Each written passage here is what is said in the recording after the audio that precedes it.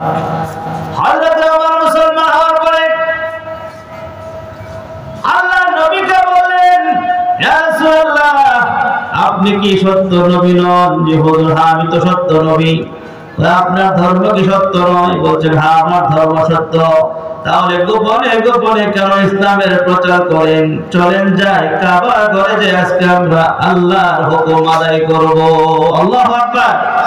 হযরত ওমর সামনে যায়, আল্লাহর রাসূল পিছনে পিছনে চলেন।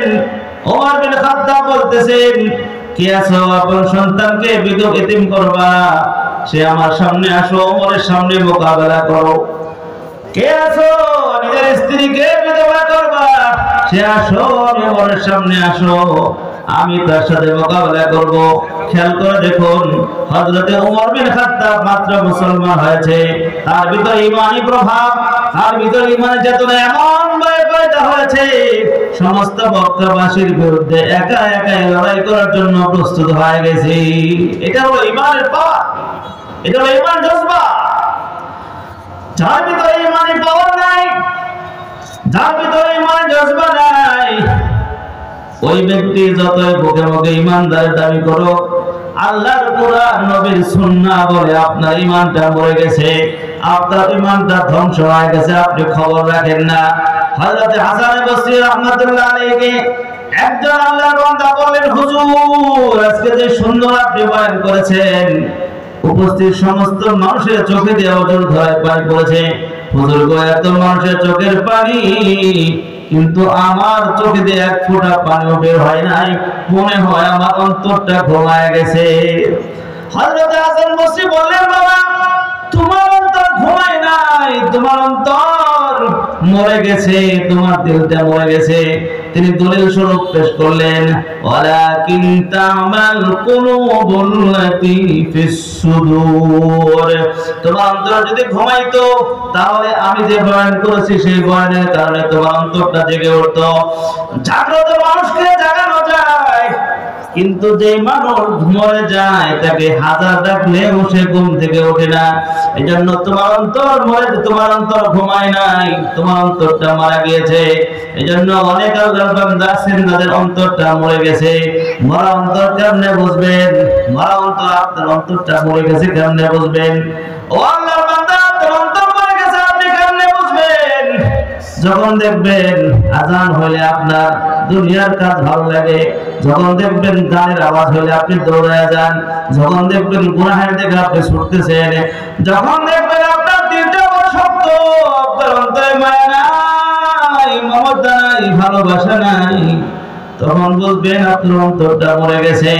আপনি তো হাত তুলিয়া আল্লাহকে যখন দোয়া করেন, আপনার চোখে দিয়ে পানি আসে না, দুনিয়ার মায়ের মমতা আপনার বেড়ে গেছে, তখন বুঝবেন আপনার অন্তরটা মরে গেছে।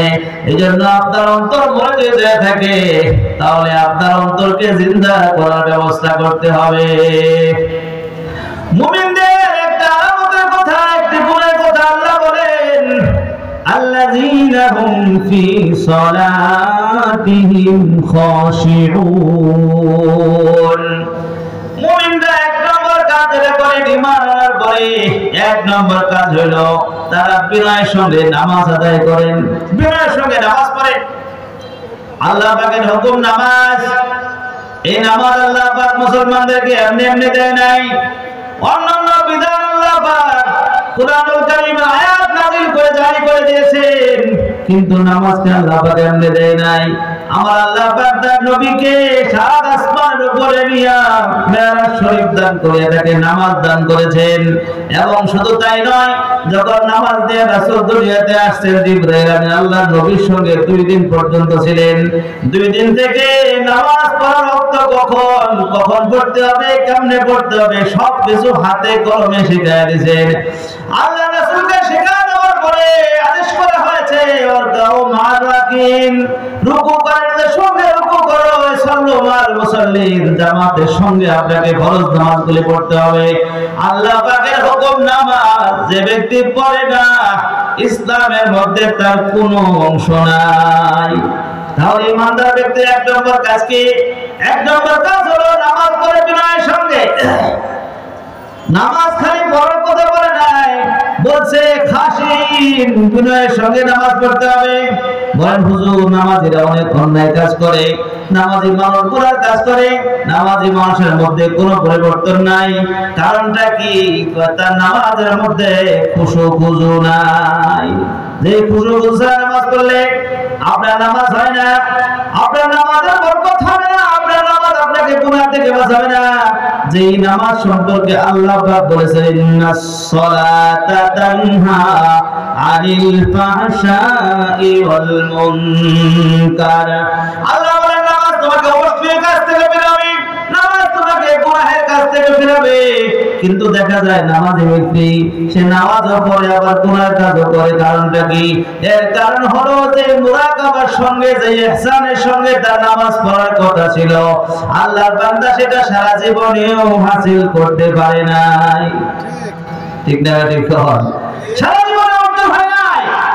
আপনি মনে করছেন যে আপনার বয়স 70 হয়ে গেছে, আপনার বয়স 80 হয়ে গেছে, হুজুর নামাজ তো কম করি নাই, তাহলে আমার এই অবস্থা কেন?